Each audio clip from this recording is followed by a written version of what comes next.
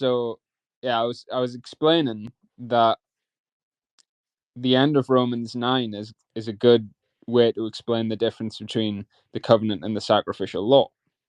Okay, because like the law of righteousness is the Ten Commandments.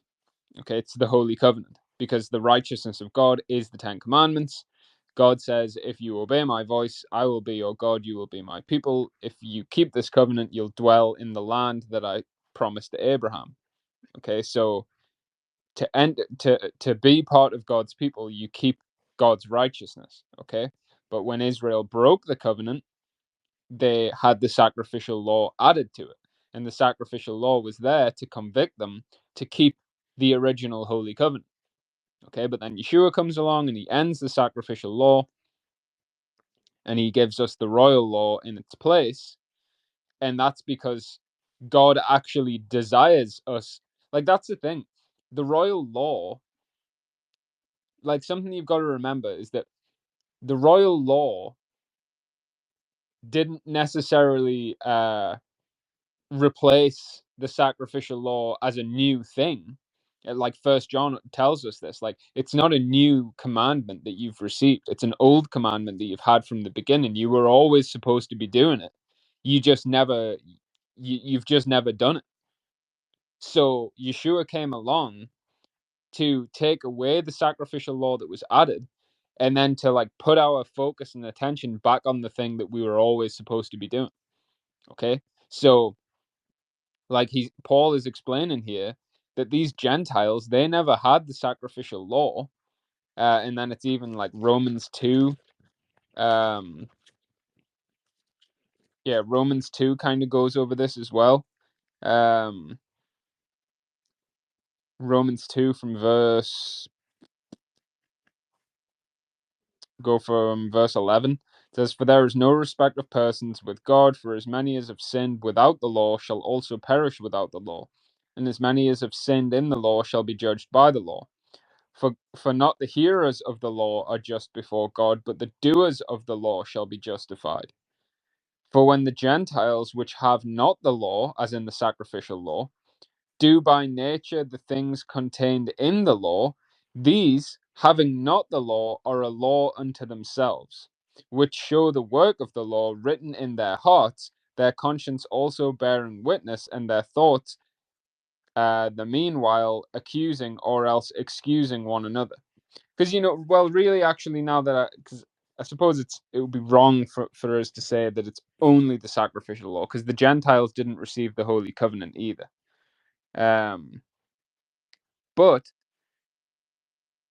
they did have the grace, because Titus 2 tells us that the grace of God has been given to all men.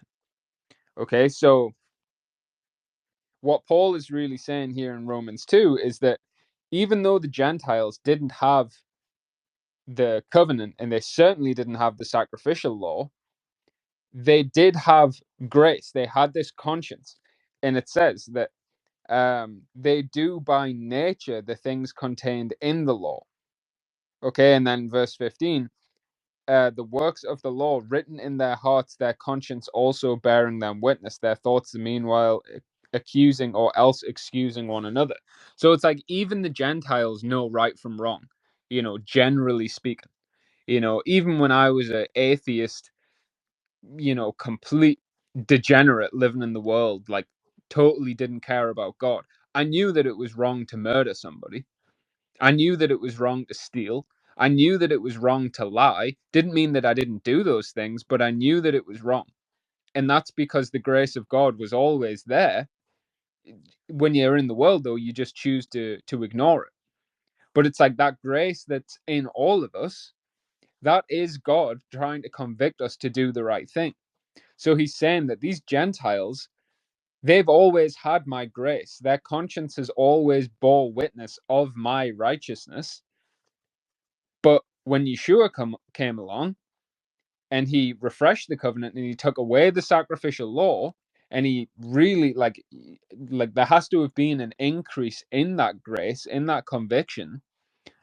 Now when these Gentiles experience that conviction, all they need to do is have faith in that conviction to obey the Holy Covenant, then they get to be part of Israel, because Yeshua has blessed the Gentiles by taking away the sacrificial law. Because before Yeshua refreshed the covenant, when these Gentiles would feel the conviction of God because they were breaking the Holy Covenant, they couldn't become part of Israel, because if they were going to become part of Israel, then they would have to go under the sacrificial law, but the sacrificial law was only given to Israel. Oh my goodness, I think that's the best I've ever explained it.